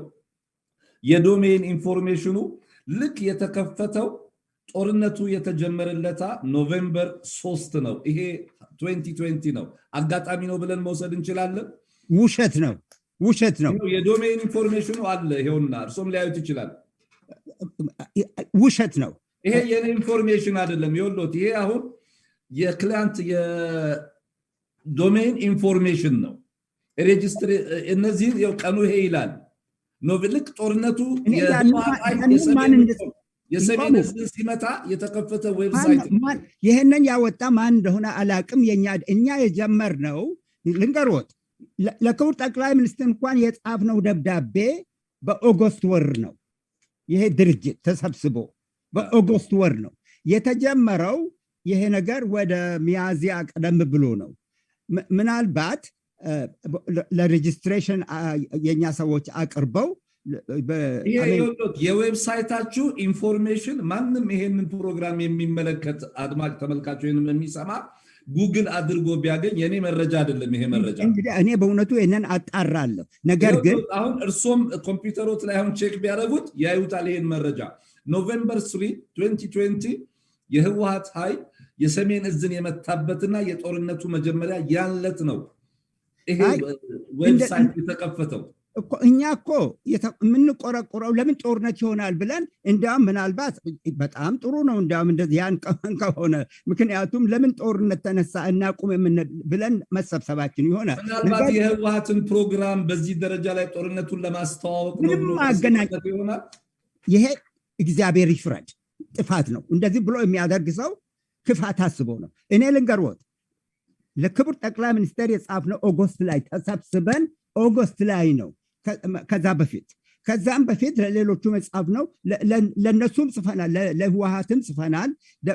ለምንድን ነው ታረቁ ተቀራረቡ ብለን የጻፍ ነው። የኛ ስብሰባችን የተጀመረው እንግዲህ ምናልባት ይህንን የተመዘገበት ቀን ሊሆን ይችላል። ነገር ግን የኛ ግሩፕ የተጀመረው ላሳይወት እኔም ኮምፒውተር ዶክተር እሌኒ አባቡና ከእርሶ ጋር የምትሰራበት ድርጅት የዶሜን ኢንፎርሜሽን ነው ይሄ። እሷም የወጣችው ፕሬስ ሪሊዝ ላይ ተገልጿል። ሌላ ግን አንድ የመጨረሻ ጥያቄ የምልጠይቅዎት እሱማ እንዲያም ልንገርዎት፣ ችግር በሚፈጠርበት ጊዜ ሽማግሎቹም የሚቀርቡበት ቀን ሊሆን ይችላል። እሱ ምንም ቀኑ ያኮ ዋጋ የለውም። እርሶ ምን ፕሮፌሰር የሃይማኖት አባቶች ሸነሻለቃ ኃይሌ ገብረስላሴን ከኦርቶዶክስ የካቶሊክ እና አቡነ ሱራፌል የሚያውቋቸው የተከበሩ የሃይማኖት አባቶች ሽምግልና ሲገቡ ከህወሓት ጋር ጦርነቱ ከመጀመሩ በፊት የእናንተ ድርጅት እንደ ድርጅት እርሶም በግል የዛ ሽምግልና አካል ለመሆን ሞክረው ነበር? ለምሳሌ አብዛኛው ወዳጆቹም ስለሆኑ ያ ድርጅት ራሱ እስቲ በቴሌቪዥን እነሱ ሲመለሱ የተናገሩትን ያዳምጡ ቀስ ብለው። ከዛ እንደተመለሱ ምንድነው ያሉት? ይሄ ድርጅት ፕሮፌሰር ኤፍሬም ያቆመው ኮአሊሽን ኦፍ ኤልደርስ ነው ብለው ተናግረዋል። ይመልከቱ፣ ተመልክተዋል፣ ራሳቸው አድሚት አድርገዋል። ፕሮፌሰሩም ፓስተር ዳንኤል የሚባለው የሀገር ሽማግሌዎቹ ማለት ሳይሆን የሃይማኖት አባቶችንም ሁል ጊዜ እኛ ከድሮም ጀምሮ ለ30 ዓመት ኢንቮልቭ እናደርጋለን። እንዲያም በቅርብ ጊዜ እንዳልኩት መቼ ነው ቀኑ? ኦክቶበር ወር ነው ላይ ክቡር አቡነ ሰራፍልም የእስላም መሪዎችንም የፕሮቴስታንት መሪዎችንም ጋብዘን አሁን ወደ ምንድነው ወደኛ ፒዲሲአይ ጉግል ገብተው ቢመለከቱ ሙሉ ቀን አቡነ ሱራፌልም ቢሆኑ ቅርሶ ያሏቸውን ጳጳሳት ሁሉ የናይጄሪያ ቄስ እስላም መሪ ሁሉ ተሰብስበው አይተውታል። እሱን አላዩትም። ጸሎት ያደረግንበትን በኢትዮጵያ ችግር ጸሎት ይፈታ ብለን አላዩትም። እሺ አሁን ፒዲሲአይ ፕሬየር ዴይ ፎር ኢትዮጵያ ብለው ይመልከቱና እና ያለታ የኢትዮጵያ የእስላም መሪ ቀርበው ነበር። የኢትዮጵያ የፕሮቴስታንት መሪም ቀርበው ነበር። ኢየሩሳሌም የኢትዮጵያ ጳጳስ ቀርበው ነበር። የስዊድን ሊቀ ጳጳስ ቀርበው ነበር። የመላ አፍሪካ ሃይማኖት መሪ ቀርበው ነበር። የወልድ ምንድነው የሚባለው ሪሊጅን ግሩፕ ቀርበው ነበር። ሁላቸውም ጸሎት እንዲያደርጉ እኔን ቼርሜ ያድርጉት ገብተው ሊያዩት ይችላሉ። አሁን ፒዲሲአይ ምን እንደምሰራ እሱን አያለው። እንግዲህ አንድ የመጨረሻ ጥያቄ የምላቅርብልዎት፣ ይሄ ፕሮግራም የአፍሪካ ህብረት ኮሚሽንን በተለይ አፍሪካውያን ወንድሞቻችን የሌሉበት እርስዎ የድርጅቱ ሊቀመንበር የህወሓት ማዕከላዊ ኮሚቴ አባል ራሳቸውን የትግራይ መንግስት ተወካይ ብለው የሚጠሩት እና ዶክተር እሌኒ ገብረመድህን ናቸው። አፍሪካውያን ወንድሞቻችን የሌሉበት ስብሰባ፣ ኢትዮጵያውያን የሌሉበት ስብሰባ፣ በውጭ አገራችንን ለማፍረስ በሚጥሩ ኃይሎች የተቀናበረ ስብሰባ ለኢትዮጵያ ሰላም፣ ለኢትዮጵያ አንድነት፣ ለኢትዮጵያ ህብረት የሚያደርገውን አስተዋጽኦ በሚመለከት የፕሮፓጋንዳ መድረክ መሆኑ ነው። እኔ ለመጨረሻ የማነሳለው ጥያቄ ምንድነው? አሁን ይሄ የእናንተን ድርጅት ተአማኒነት፣ ተቀባይነት፣ ወገንተኝነት ነው ህዝቡ በጣም እየተበሳጨበት ያለው ኢቭን መንግስትንም ጨምሮ። ኢትዮጵያ ያለው ድርጅታችሁም የተዘጋበት አንዱ ምክንያት ይሄ ነው። መፈንቅለ መንግስት የማድረግ ያክል ኮንስፒረሲ ነው፣ ሴራ ነው ይሄ። በሁለተኛም ጦርነት ላይ ሆነ ኢትዮጵያ አገሪቷ በዚህ ከፍተኛ ጭንቅ ላይ ያለች ሀገራችን ስለ ሰላም የሚያስብ ስለ ሰላም የሚጸልይ ጸሎት የሚያስተባብር ኃይል ወይም ቡድን በዚህ ደረጃ ጦርነቱ እያለ የሽግግር መንግስት ይቋቋም በማለት ያለውን መንግስት አሁን በመቃወም በዚህ ሁኔታ ላይ አገራችን ወደ በለጠ እንደ ሶማሊያ፣ እንደ ሊቢያ፣ እንደ የመን፣ እንደ ሶሪያ ለማድረግ ከሚወስደው ጥረት ውጭ ምንም ሌላ ሊጨምር የሚችለው ነገር እንደሌለ ብዙ ኢትዮጵያውያኖች ይስማማሉ። እርስዎ ይህን ሀሳብ ይጋራሉ? አንጋራም። እኛ ራሳችን ሁሉም የምናገረውን በበኩሌ የምናገረው እንስማ፣ ከዛ በኋላ እናቀራርብ ነው የምንለው እንጂ እኔ በበኩሌ ይሄ ሁሉ ስህተት ነው። የኢትዮጵያ ባህል ጨዋነት አንድ ሰው በደንብ ተነጋግረው መፍረድ ነው እንጂ ሳያውቁ መፍረድ ልክ አይደለም። ይህም ራሱ የኢትዮጵያን ባህል ማበላሸት ነው። የኢትዮጵያ ባህል ጨዋነት ያው ቅድም ያልኩት ክርስቶስ ሰምራ ጠላትን እንኳን እንደ ራስ ውደድ የሚል እግዚአብሔር በችኮላ መፍረድ የለብንም። እኛ አሁን እንደነገርኩት ቀኑን ሙሉ ከ3 ሰዓት ጀምሮ ለኢትዮጵያ ጸሎት ያደረግነው የዓለም ሃይማኖት መሪዎች ሁሉ ሰብስበን እንደዛ ነው ያደረግነው። በኢንተርኔት ገብተው በፒዲሲአይ ኢንተርኔት ገብተው ጸሎቱ ሁሉ አሁንም አለ፣ በዌብሳይት ላይ አለ። ጸሎቱ ከፕሮግራም ውጪ ለምሳሌ እኔ ቅድም ያልመለሱልኝ አንዱ ጥያቄ እሱ ነው። ለምሳሌ በግፍ ስለ ህይወታቸውን ስላጡ ኢትዮጵያውያን ይሄ ፕሮግራም ምንም ያነሳው ነገር የለም። ያው እዛ ላይ ጸሎት አድርገናል፣ ግን እዛ ላይ ጸሎት አድርገናል። አሁን ገብተው በጉግል ገብተው ሊያዩት ይችላሉ። እንዲያውም ጸሎቱም ሲጀመር እኔም ራሴ ቆመን ለተጎዱ ሰዎች ብለን ጸሎት አድርገን እኔም ራሴም ጸሎት አድርጌያለሁ አልኩት። የአቢሲኒያን ባፕቲስት ቸርች የሚባለው በጣም የታወቀ በኢትዮጵያን ስም በእነሱ ከ3 ሰዓት ጀምሮ እስከ 4 o'clock ድረስ ባይ ዘ ዌይ ከዛ በኋላ እንዲያውም ከአምባሳደር ታዬ ጋር ምሳን በልቼ ነበር። የሆነም ሆኖ ዋናው ነገር እኛ ኢትዮጵያኖች ችግራችን ለመፍታት ከፈለግን ባካችሁን በመፈራረድ የትም አንደርስም። ፕሮፌሰር ኤዮሎት ለምሳሌ የኢትዮጵያ የህዝብ ተወካዮች ምክር ቤት በአሸባሪነት የፈረጀው ድርጅት ነው ህወሓት። በአሸናፊነት ከተፈረጀ ድርጅት ጋራ እና ከጸረ ኢትዮጵያ ኃይሎች ብዬ እኔ በግሌ የምጠራቸው የኢትዮጵያን መልካምና ሰላም ነገር ከማያስቡ የውጭ የቀድሞ ዲፕሎማቶች ጋራ በመነጋገር ከዚህ ሽብርተኛ ድርጅት ጋራ ህዝብ እየጨፈጨፈ ህዝብ እየገደለ ንብረት እያወደመ እየዘረፈ ካለ ድርጅት ጋር ከሞራል እስከ እምነትስ አጓያ ኃጢአታቸውን ይቅር ማለት ይቻላል። እነሱ ይቅር በሉን ሲሉም ነው ይሄ። ኃጢአታቸውን መርሳት ይቻላል። እነሱ ግን ጥፋታቸውና በደላቸውን ሲያምኑ ነው።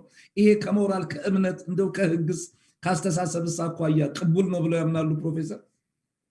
አላምንም። ነገር ግን ይሄንን እኮ ነገ ይሄንን እርስዎ የሚሉትን ነገር መጥቶ የሚያቀርብልን ልክ እርስዎ የሚሉትን ነገር እናንተ ለምን አትመርጡም? ይሄንን እኔ አሁን እኮ ነገሩ ምን መሰሉት፣ ልክ ይሄ ቪዲዮ ሾልኮ ያልወጣ ቢሆን ኖሮና ህዝብ ያላወቀው ቢሆን ኖሮ በጣም በእርግጠኛ ቋንቋ የሚዲያ ርዕሰ ጉዳይ የማይሆንም ነበር።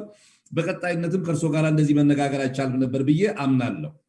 እንግዲህ ጥያቄን አክብረው ባሉት ችግሮች ላይ ለመወያየት ፈቃደኛ ስለሆኑ ዛሬ እንዲያውም በእርሶ ሰንበት ነው መሰለኝ፣ ተሳስቼ ከሆነ ያርሙኝ።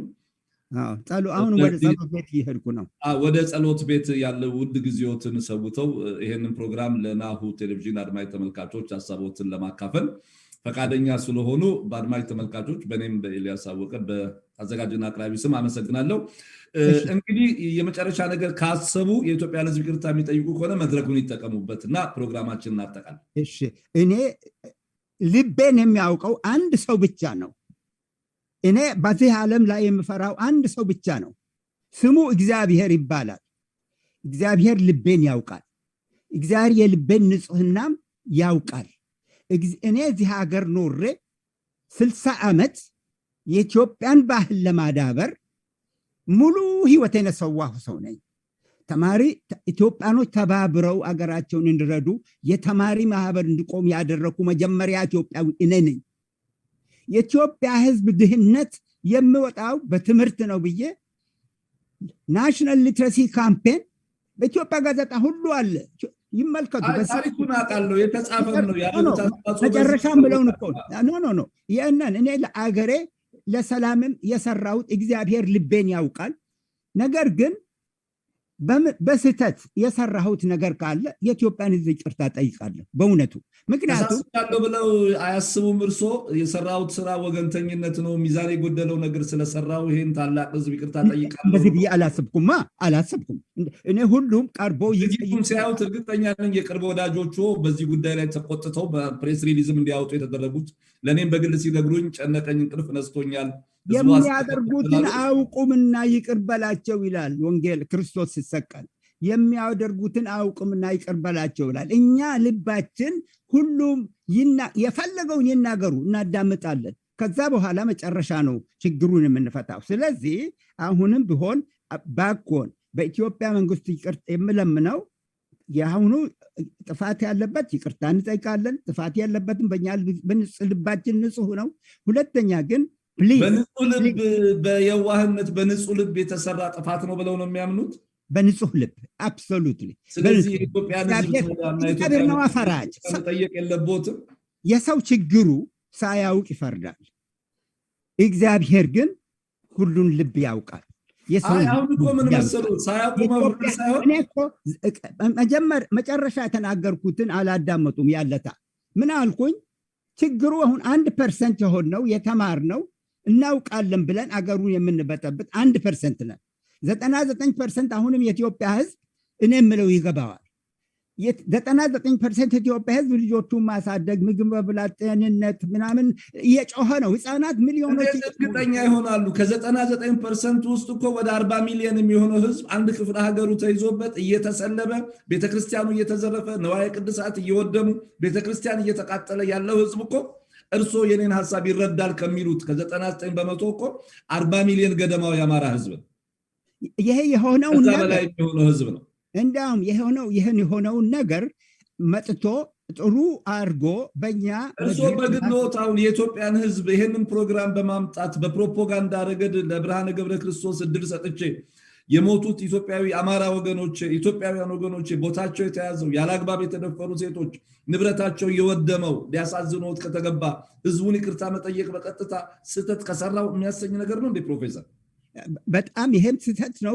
እርስዎ የሚሉት ትክክል ነው። ነገር ግን ይሄንን ደግሞ መጥቶ በእኛ መድረክ ላይ ጥሩ አድርጎ የሚገልጽልን ሰው የጎንደር ገበሬ፣ የወሎ ነዋሪ፣ የሸዋ ነዋሪ፣ የጎጃም ነዋሪ መጥቶ ለምሳሌ መጀመሪያ ብሎት እርሶም እንዳሉት አሁን 3 ጊዜ እንዲበላ ነው ኢንተርኔት ኖሮት የእርሶም ፕሮግራም አይቶ እርሶ ፕሮግራም ላይ መጥቶ ሊናገር የሚችል ገበሬና የሃይማኖት አባት የለም። እነዚህ እንባል ላብስላቸው የምንችለው እኛ ነን እውቅና በመስጠት ቢያንስ እኛ ስራችን እንዲያውም የህወሓትን ስራ መርገም እንኳን ባይቻል በቅርበትም ሆነ በወዳጅነት በአማራ ህዝብ ላይ ግን የደረሰውን በደልና ግፍ መካድ ግን እንደው ሌላ ትልቅ ወንጀልም ተደርጎ ሳይወሰድ ክቡር ወንድሜ ደጋግሜ ተናገርኩ። ነገር ቢበዛ በእያጫንም ተጋግሜ ጋበዝኩ። መድረኩ ነገ አለ፣ እሁድ ለታ መድረኩ አለና የዛ የሌላውን ህዝብ ወገን ድምፅ ይወስኑልኝና እኔ አምባሳደር ፍጹምን ትናንትናም ጋብዣለሁ።